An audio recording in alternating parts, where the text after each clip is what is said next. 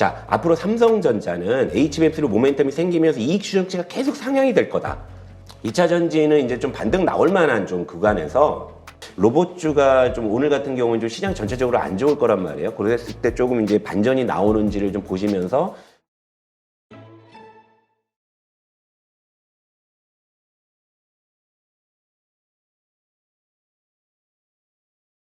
자, 삼성전자의 실적이 지금 현재 반도체 진영의 판을 좀 바꿀 가능성, 이런 부분인데, 자, 아까도 이제 우리 착즙 대표님께서 한미반도체 조정을 좀 말씀을 드렸죠.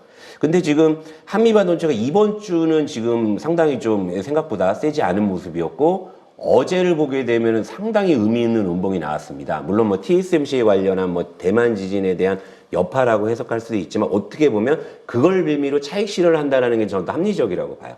뭐 실제 이제 TSMC 자체가 뭐 주가가 이렇게 크게 흔들리지 않는 상황인데, 한미 반도체 주가가 어제 이렇게 급락했을 때 그 이유를 갖다가 좀 뭐 TSMC발 뭐 대만 지진 우려 이런 식으로 만약에 그걸 건다면 그냥 그건 이제 좀 약간 차익 실현 비밀이라는 생각이 들고, 자, 한미 반도체가 어쨌건 이번 주 주춤하면서 좀 치고 올라오는 애들이 다 누굽니까? 이거 제가 지난주에 또 말씀드린 건데, 자, IMT, TLB, 아비코전자, 제가 지난주에 말씀드렸잖아요.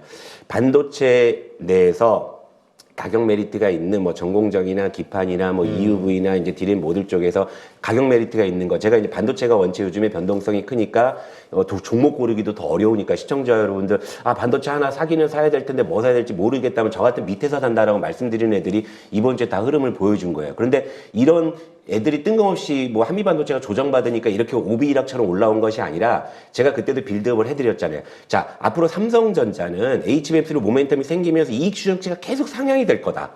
그럼 그때 이제 쩔어있던 삼성전자형 반도체 애들이 이제 아마 끌려올 거다라는 그런 제가 빌드업을 해드렸는데, 지금 그 작용이 나타나는 거기 때문에 여기서 오늘 삼성전자의 정말 호실적이 예상치를 상회하는 서프라이즈가 나온다 그러면은 더 자극을 받을 수 있는 이런 개연성, 그죠? 그리고 한미반도체는 어쨌건 지금 어제 의미 있는 음봉이 나왔기 때문에 그전에는 한미반도체가 빠질 거라는 생각 아무도 안 했지 않습니까? 그렇죠. 근데 어제 그 긴 음봉 하나, 이제 한미반도체가 빠질 수도 있겠다는 생각을 하시는 투자자분들도 이제 늘어나실 거예요.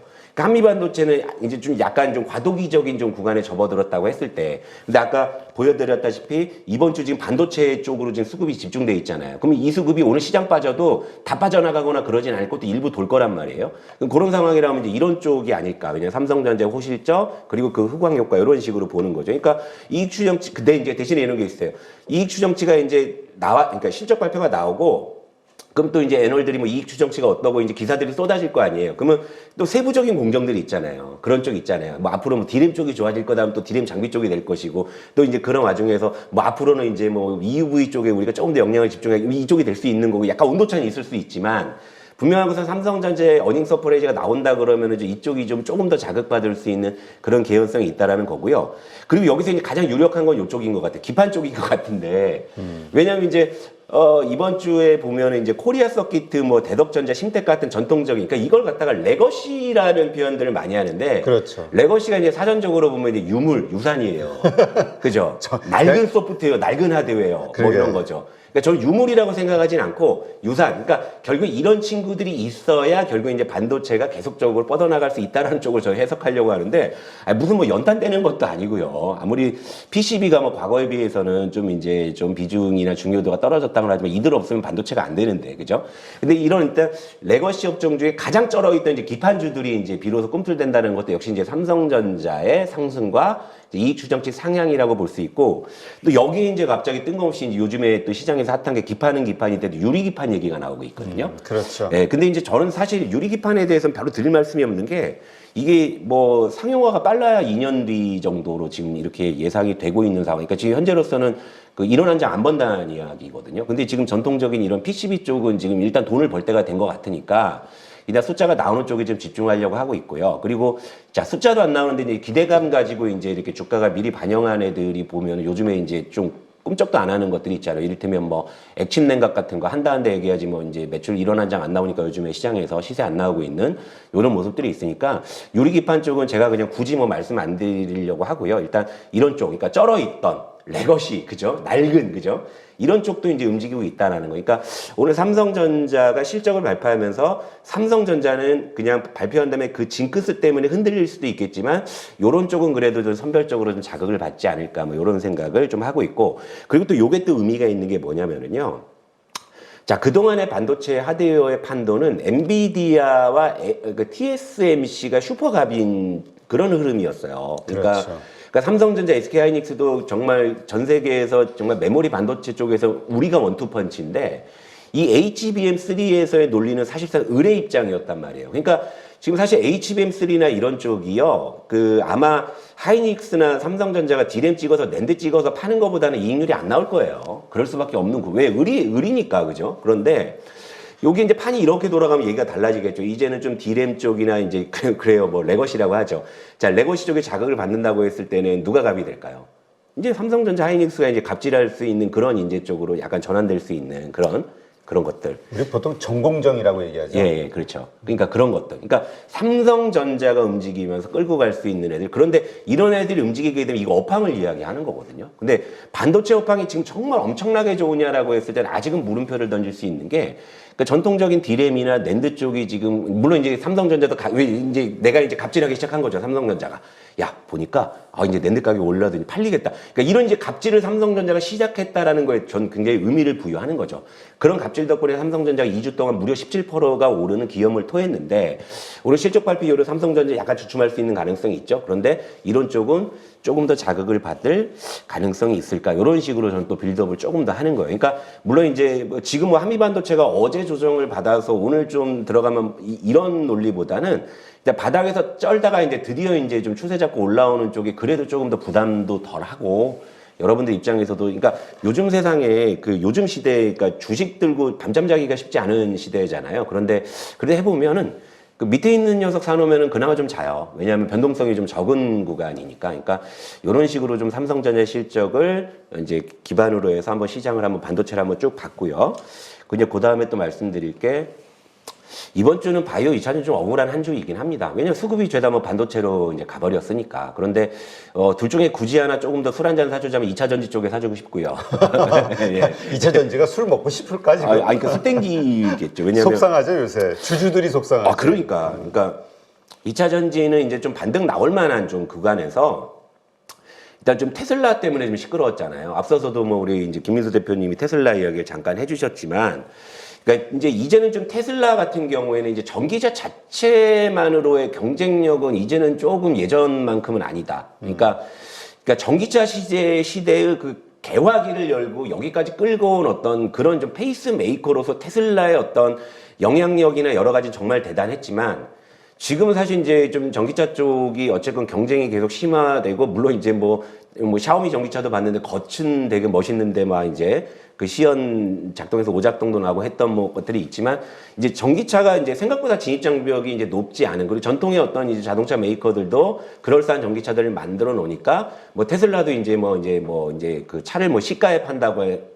얘기 나오는 것처럼 뭐 가격을 이제 내렸다가 올렸다가 뭐 이런 걸 하면서 나름 이제 그런 마진을 좀 최소한의 마진을 좀 챙기려고 하는 거지만, 테슬라가 최근에 뭐 인도량도 줄고 하다 보니까 이제 이런 게 이제 전기차 시장 이제 전체적인 우려로 이제 우리 시장이 이제 2차 전지가 조정을 받았는데, 요건 조금 이제 달리 볼 수 있는 게, 어쨌건 다른 쪽의 어떤 전기차 메이커들과 전체적인 전기차 수요가 늘어난다고 봤을 때는 사실 테슬라만의 악재로는 사실 그렇게 조정을 안 받아도 됐을 것 같은데, 지금 이제 미국도 대선 국면이잖아요. 그러다 보니까 트럼프가 이제 보조금 뭐 즉각 뭐 폐지하겠다 이제 이런 것들이 조금 이제 2차 전지 투자자분들을 좀 울고 싶게 한 상황에서, 그나마도 이제 좀 이제 시장이 좀 반등 들어올 때도 이제 수급이 이제 이쪽으로는 안 들어오고 이제 반도체 쪽으로 좀 쏠려버리니까, 좀 어떻게 보면 2차 전지 투자자분께서는 요즘에 삼성전자의 이런 좀 급등이 굳이 뭐 달갑지만은 않을 수 있는 이런 모습인 거고, 그리고 이제 바이오 같은 경우에는 이제는 좀 이게 패턴인 거 고착화되는 것 같습니다. 그러니까 무슨 컨퍼런스 다 학회 있다 그러면 그전에는 올라요. 그렇죠. 그러다 이제 그거 시작하면 빠지는 그 양치기 소년 패턴이 이번에도 어김없이 반복되는 게 아닌가 생각이 드는 게, 이제 오늘부터 10일까지 이제 아마케가 열리거든요. 뭐 아직까지 뭐 관련 기사들이 나오면서 이제 최근에 그런 기대감으로 올랐던 종목들이 뭐 아마케에서 뭐 한 건 할까라는 뭐 그런 식의 기대감을 좀 주는 기사들이 뭐 나오고는 있습니다만, 대체로 못 갖고 갔거든요. 제 기억에는요. 그러니까 이번 학교에서 뭐 한다 해가지고 먼 기대감을 굉장히 좀 이렇게 부풀려 놨다가 막상 학교 끝나면 그냥 조용히 비행기 타고 오는 경우들이 좀 많았기 때문에 이번에도 좀 이제 그런 좀 양상으로 가는 게 아닌가. 그리고 이제 기술적으로도 좀 의미가 있는 게 둘 다 지금 일단 이 좀 추세가 좀 단기적으로 좀 무너진 상황이에요. 근데 여기서 이제 단순히 이제 뭐 이렇게 뭐 이런 뭐 트럼프 악재나 테슬라 악재는 또 모르겠는데 이게 전체적으로 수급까지도 이제 곁들여져 갖고 좀 이렇게 추세가 무너졌기 때문에 다시 좀 추세를 좀 되돌리는 데는 약간의 좀 인내심이 좀 필요하지 않을까라는 생각이 들어요. 그런데 중요한 건 여기서 좀 다르게 볼 수 있는 건 2차 전지는 그래도 좀 작년 4분기보다는 좀 숫자가 좋아지는 국면에 있는 건 있거든요. 그러니까 이제 2차 전지 같은 경우에는 이제 곧 있으면 이제 실적들이 다 발표가 되니까 좀 실적을 보고서 이제 좀 이제 저가에 들어가는 거는 전 충분히 이제 유효한 판단이라고 보는데 이제 바이오는 이제 이번 아마케 이후에도 이런 패턴 나온다 그러면 한동안은 좀 바이오 쪽은 사실은 그렇게 쉽지 않을 수도 있겠다라는 생각이 좀 듭니다. 그래서 이런 거 좀 참고해 주시면 될 것 같고요. 그리고 이제 그 지난주에도 제가 이제 그러니까 요즘 반바지라고 얘기 많이 하잖아요. 반도체 바이오 2차 전지 하는데 네. 그거 이외에 이제 약간 별미 메뉴 이런 것들 그러니까 무슨 뭐 전력주다 방산주다 뭐 많이 있잖아요. 근데 지난주에는 제가 좀 소비지 쪽이 좀 군집성이 확인된다고 해서 말씀드렸는데 일단은 뭐 시장 변동성이 있긴 하지만 이제 흐름들이 대체로 좋았거든요. 그러니까 이제 그다음에 그럼 뭘 볼까라고 했더니 전 이제 개인적으로 좀 로봇주가 조금 지금 이제 가격도 좀 최근에 조정을 좀 많이 받았고 애플에서도 이제 로봇 쪽에 좀 진출한다는 이야기 나오고 있으니까 그리고 또 로봇주가 의외로 시장이 좀 흔들릴 때 약간 좀 이렇게 대안 섹터로 올라오는 성장주의 좀 특징을 좀 가끔 보여주거든요. 그러니까 로봇주가 좀 오늘 같은 경우는 좀 시장 전체적으로 안 좋을 거란 말이에요. 그랬을 때 조금 이제 반전이 나오는지를 좀 보시면서 좀 접근해 보시면 좀 제3 섹터로서 좀 관심 가져볼 수 있지 않을까. 뭐 이제 요런 생각이 들고요.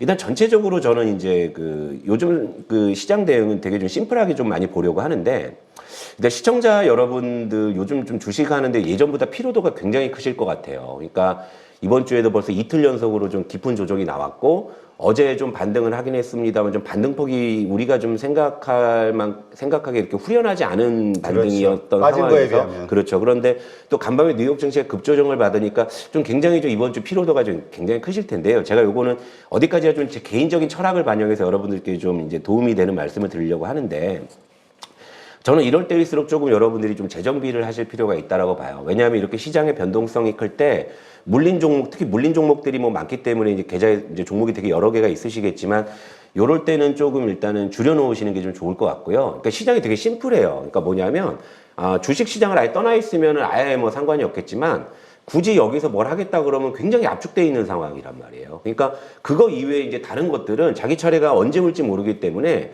좀 많이 좀 솎아내고 차라리 그 솎아낸 걸 가지고 좀 현금을 갖고 계시는 게 좀 좋지 않을까라는 생각을 좀 제가 좀 하는데 그러니까 수십 개의 종목들을 과감하게 줄이시면 저는 그냥 제 개인적인 생각입니다. 여러분들의 좀 생각하고는 좀 편차가 있을 수 있지만 저는 지금 시장에서 이제 요런 정도의 좀 이제 그 어떤 이 원칙을 가지고서 사실 실제로 객장에서 그렇게 하고 있는 상황인데 그러니까 필수 과목과 선택 과목, 특활 과목으로 좀 나눈 거예요. 그러니까 필수 과목은 내가 시장에 있는 이상에 반드시 갖고 가야 될 거라는 거죠. 그러니까 예를 들면 뭐 지금 이제 반도체 아무리 뭐 변동성이 크고 종목 고르기 어렵고 해도 시장 올라간 반도체만 올라고 하다 보니까 AI 하드웨어 이거 뭐 반도체 쪽 이거 안 가져갈 수 없잖아요. 지금 시장에서는 변동성이 있을지언정. 그리고 AI 소프트웨어에서 결국에 파생되는 거기 때문에 묶어서 저는 같이 봐서 이쪽은 이제 계속 필수 과목이라고 보는 거고요. 자, 2차 전지와 바이오는 제가 조금 이제 달리 보는 게 2차 전지는 어쨌건 숫자로 계산이 가능한 섹터고 업황이라는 게 있고요. 그런 것들이 우리가 충분히 측정이 가능하기 때문에 2차 전지까지는 제가 필수적으로 좀 보고 있는 섹터입니다. 그런데 여기서 이제 관건은 뭐냐면 종목 고르기가 굉장히 좀 어렵잖아요. 어렵죠. 그러니까 그러시면 인덱스 갖고 계시란 말이에요. 그러니까 지수만 따라가시면 돼요. 지수만. 그러니까 제가 인덱스에 이제 굳이 빨간 거를 해놓은 거는 뭐냐면 예를 들면 한미반도체가 더 갈 줄 알았는데 어제 빠지잖아요. 그죠? 근데 이게 올라올 줄 알았던 반도체가 안 올라오는 경우들도 많아요. 그리고 전혀 뜬금없는, 그러니까 예를 들면 제가 지난주에 말씀드린 뭐 기판 쪽 이런 거 사실은 지난주만 해도 거의 관심 없었던 게 이번 주에만 솟구쳐 올라오잖아요. 그러니까 정말 반도체에서 어떤 거를 사야 될지 모른다 그러면 반도체 인덱스 같은 거 하나 넣어놓으시면은 적어도 반도체 업종 지수는 따라가잖아요. 그죠? 이런 식으로 접근할 수가 있겠고요. 그러니까 선택 과목은 여기서 플러스 알파로 난 조금 더 그래도 가겠다라고 했을 때, 이랬을 때 이제 바이오나 뭐 이제 저PBR 뭐 이런 쪽 있죠. 왜냐면 저PBR이 어쨌건 간에 반등을 시도한단 말이에요. 배당락이 거의 다 끝났음에도 불구하고 그리고 이제 총선이란 빅 이벤트를 앞두고서도 반등을 했기 때문에 물론 이제 저PBR주가 대체로 또 경기 방어주적인 성격을 갖고 있기 때문에 그런 쪽에 대한 어떤 반대급부로 올라왔는지는 모르겠습니다만은 이런 쪽은 플러스 알파로 볼 수 있는 거고 이 특할 과목은 내가 성향이 안 맞거나 내가 매매에 자신 없으시면 굳이 안 하셔도 되는 거죠. 방과후 수업 같은 거니까. 그런데 이런 쪽에서 보게 되면 이제 로봇이나 뭐 소비주나 방산제나 원전제나 어쨌건 어떤 순간에 군집성을 한 번씩 보여주게 되면 단기적으로 시세는 난단 말이에요. 그러니까 저는 이런 쪽으로 해요. 그러니까 객장에서 저는 이제 종목 현재로서는 뭐 한 두세 개 정도 항상 한다고 말씀드렸잖아요. 그러다가 그러니까 필수 과목 두세 개죠. 그러다가 이제 어느 정도 이제 좀 시장 봤을 때 아 이거 좀 먹을 거리가 있겠다 싶을 때 선택 과목이나 특할 과목 잠깐 들어갔다 나오는 정도죠. 그러니까 저는 항상 종목을 벌려놔도 어느 순간 딱 돌아보면 항상 두세 개로 딱 원위치 되는 저는 이런 식으로 한단 말이죠. 그러니까